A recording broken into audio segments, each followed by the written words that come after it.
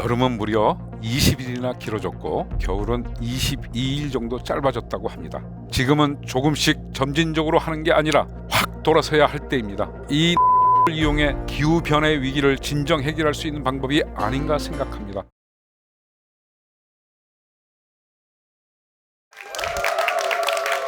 네,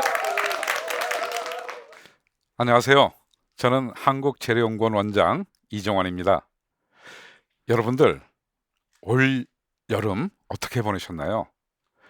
여름은 무려 20일이나 길어졌고 반면에 겨울은 22일 정도 짧아졌다고 합니다. 이제 모두가 이와 같은 기후변화가 심각해지고 있다는 걸 잘 알고 계실 겁니다. 그런데 이를 어떻게 해결할지에 대해서는 아마 확실히 잘 모르실 거예요. 오늘 이 자리에서 제가 그 방법에 대해 이야기를 나눠보고자 합니다. 흔히 탄소는 지구를 뜨겁게 하고 지구 온난화를 일으키는 주범으로 잘 알려져 있죠. 그런데 이 탄소는 나쁘기만 한 걸까요? 우리가 좋아하는 다이아몬드, 또 많은 이들이 즐겨 마시는 여러 알코올 음료, 드라이 아이스, 연필의 주성분, 우리 일상생활과 산업 현장에서 정말 많이 쓰이고 있죠. 그리고 각종 탄소 화합물은 우리의 건강을 지켜주고 있죠. 우리가 배웠던 주기율표에서 기호가 C이고 원자 번호가 6인 화학원소입니다. 지구에서 네 번째로 많이 존재하는 원소지요. 이 탄소가 너무나 과도하게 남용되어 좋은 탄소임에도 불구하고 나쁜 탄소로 인식되어 지구 온난화의 주범으로 공격받고 있습니다. 제가 만약에 탄소라면 상당히 억울한 면도 있을 것 같아요. IPCC라는 협의체가 있습니다. 기후변화를 과학적으로 규명하고 대책을 마련하고자 무려 195개국으로 구성된 범정부 협의체입니다. 여기서 이 지구 온난화를 명백한 사실로 규정하고 지구 온난화의 주범이 바로 인간이라고 아예 못을 박았습니다. 그게 바로 올해 이루어진 일입니다. 이전까지는 그 현상과 원인에 대한 여러 가지 가설이 난무했었죠. 하지만 이제는 바로 인간이 지구 온난화의 명백한 주범이고 이를 우리가 제대로 컨트롤하지 않고 계속해서 온실가스를 지금처럼 배출한다면 향후 20년 내에 기온 상승폭이 1.5도를 넘어설 것으로 예상됩니다. 여러분들, 1.5도를 넘어선다는 건 말 그대로 우리 인간이 감당할 수 없는 정말 너무나 큰 재앙이 되게 됩니다. 인간의 무분별한 온실가스 배출로 인한 기후변화, 우리 후대의 자손들은 얼마나 어려운 상황에 처할까요? 상상만 해도 아찔합니다. 다른 기후에 살게 될 것이고 또 그들은 우리가 만든 이 지구의 위기를 어떻게 받아들일까요? 여러분, 혹시 지난 2017년 개봉한 영화 다운사이징을 보신 적 있나요? 지구의 인구 과잉 문제가 현안으로 닥치자 이를 해결하고자 인간 축소 프로젝트에 돌입하고 다운사이징 기술을 이용해 이를 해결하는 모습을 다뤘던 아주 재미있는 주제의 작품이었습니다. 이 영화에 사용된 기술처럼 큰 것은 작게, 작은 것은 더 작게 하고자 하는 기술이 지금 이 순간에도 계속해서 진행되고 있습니다. 이 기술이 바로 우리가 잘 알고 있는 나노 기술입니다. 나노 기술에서 나노가 왜 난장이를 뜻하는 그리스어 나노스에서 유래됐는지 짐작할 수 있겠죠. 이 나노 기술을 얘기하기 전에 미국의 이론 물리학자인 리차드 파인만을 얘기해야만 갈 것 같습니다. 그는 1959년에 캘리포니아 공대에서 열렸던 미국 물리학계에서 이러한 말을 남겼습니다. 백과사전 전체 정보를 2만 5천 분의 1 크기로 처음 축소한 사람, 한 변이 0.4mm인 정육면체 크기의 외부에서 제어 가능한 회전 모터를 최초로 만드는 사람에게 $1,000의 상금을 주겠다고 말이죠. 이 말은 그 자리에 모인 여러 과학자들에게 호기심을 단번에 불러일으켰고 이 호기심으로 시작되어 약 1년 후에 회전 모터가 등장하고 25년 후에는 백과사전과 같은 그 방대한 내용이 아주 축소되는 기술이 등장하게 됩니다. 이때부터 나노 기술의 가능성이 최초로 주목받았고 여기서부터 우리가 잘 알고 있는 전자, 의료, 에너지 여러 가지 제조 공정 재료 등 아주 폭넓은 분야에 이르러 과거에 불가능했던 많은 것들이 가능하게 되었습니다. 사실 과거에는 이 나노 기술이 미래의 지구 온난화를 해결해 줄 핵심 기술이 될 거라고 아무도 기대하지 않았습니다. 잘 몰랐었죠. 작고 작은 나노 세계는 볼 수도 만질 수도 없었지만 기술이 점차 발달하면서 보는 것은 물론 원자, 전자, 이온, 분자의 움직임을 다룰 수 있게 되었고, 이를 통해서 지구온난화 해결책을 제공할 핵심 기술로 나노 기술이 부상하게 된 거죠. 작고 작은 나노 세계를 다루는 기술이 어떻게 미래를 구할 수 있을지 궁금하시죠? 물체가 나노 크기로 작아지면 물질의 광학적, 자기적, 정기적 성질뿐만 아니라 녹는 점과 촉매 활성도 등 거의 모든 성질이 변하게 됩니다. 결국 같은 소재라도 나노 크기로 만들어지면 성질이 전혀 다른 새로운 소재가 되는 것이죠.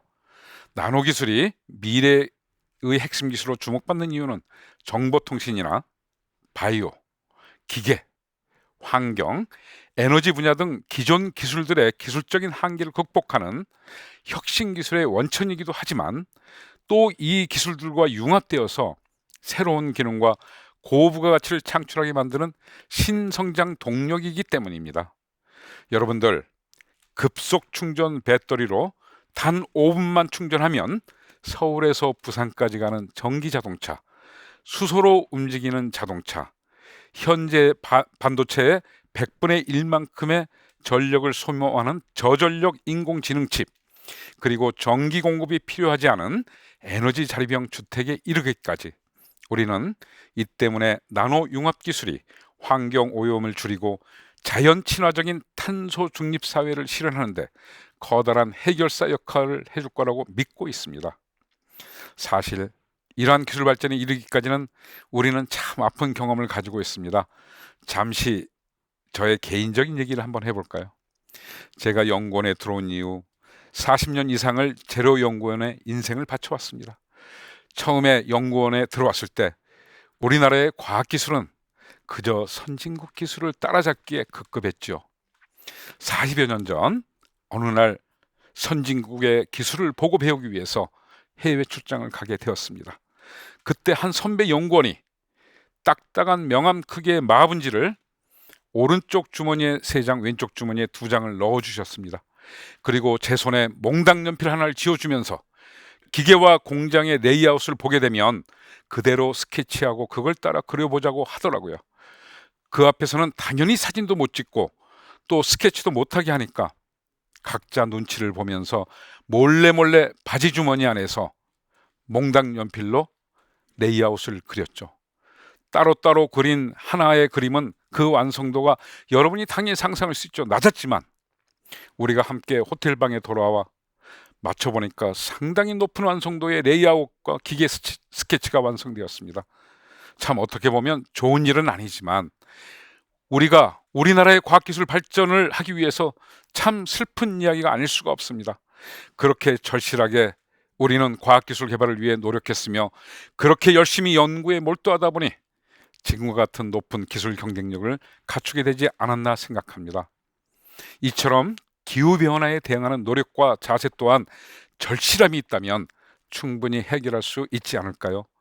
개인적으로 그 사이 엄청나게 발전한 우리 대한민국 기술의 우수성을 국민 여러분에게 알릴 수 있다는 사실이 무척 기쁘고 또 감회가 새롭습니다. 이제 우리도 그 사이에 많이 발전했고 세계 시장을 지배할 수 있는 기술 수준의 역량을 갖췄습니다. 이에 미래에 기대되는 우리 연구원의 대표적인 나노융합 기술 2가지를 소개하고자 합니다. 세계적 미래학자인 제러미 리프킨이 지난 2000에 발간한 책 수소혁명을 통해서 이런 말을 했습니다. 화석연료의 자리는 수소 에너지가 대체하게 될 거고 세계 경제와 권력 구조를 개편하는 새로운 에너지 체계가 부상할 것이라고 말이죠.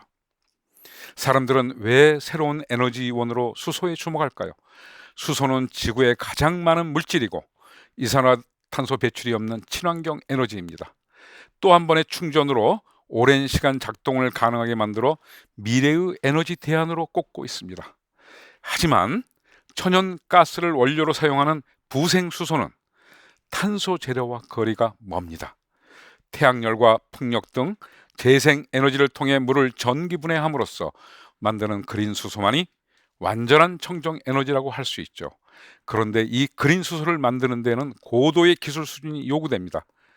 여러분, 만약 우리 지구의 가장 풍부한 수자원인 해수, 즉 바닷물을 이용해 그린 수소를 만들어낼 수 있다면 어떤 일이 벌어질까요? 고순도의 수소를 아주 저렴한 비용으로 생산할 수도 있고, 또 해양 재생에너지인 해상풍력과 연계해서 그린 수소를 생산하면 해상에서 수소를 선박에 바로 충전해 이용할 수 있을 겁니다. 우리 한국재료연구원이 현재 개발한 차세대 음이온 교환막 수전의 기술이 바로 그 해답을 찾기 위해 열심히 노력하고 있습니다. 이 기술은 바닷물을 이용해 그린 수소를 직접 생산하고 값싼 비금속 촉매를 이용해서 고순도의 수소를 아주 저렴하고 안전하게 생산할 수 있습니다. 이러한 이유로 새로운 그린 에너지를 만들어낼 수 있는 나노융합 기술의 대표 주자로 많은 기대를 모으고 있습니다. 또 하나를 소개해 드릴까요? 여러분, 히토류계 영구자석이라고 들어보셨나요? 이 히토류계 영구자석은 전기 자동차에 사용되는 배터리와 모터, 그리고 풍력 발전기도 사용되는 아주 중요한 소재입니다. 고성능 모터가 필요한 첨단 제품은 이처럼 강력한 영구자석을 필요로 하죠. 하지만 아쉽게도 이 히토류는 약 98%가 중국에서 생산되고 있습니다. 만약에 중국에서 히토류 공급을 중단한다면 우리는 각종 산업에 들어가는 모터를 제조할 수 없게 될 겁니다. 최근 뉴스를 보면 중국에서 이 히토류를 산업적으로 무기화하는 데 사용하고 있지 않습니까? 우리는 결국 미래에 대비해 이 히토류 사용을 최소화하거나 히토류를 전혀 사용하지 않는 영구자석을 개발할 필요가 있지 않을까요? 사실 히토류가 안 들어가는 새로운 자석을 개발한다는 것은 대단히 어려운 일입니다. 이 때문에 우리가 잘할 수 있을까? 그런 생각도 많이 들었습니다. 하지만 이런 부담에도 불구하고 우리 연구원이 오랜 노력 끝에 결실을 얻어 세계 최초로 나노 분말을 이용해서 자성 특성을 나타내는 비히토류계 신조성 자석 물질 개발에 성공합니다. 현재의 히토류보다는 아직 그 성능이 조금은 낮지만 가격 측면에서 분명 유리하고 자성 특성이 계속 향상되고 있어 충분히 산업적으로 활용할 수 있는 가치가 있을 것으로 기대하고 있습니다. 당연히 하이브리드 또는 전기 자동차, 그리고 신개념 전자 부품, 풍력 발전 및 의료 산업 등 미래 전략 산업에도 크게 기여할 것으로 확신합니다. 여러분, 저 사진 한번 보시죠.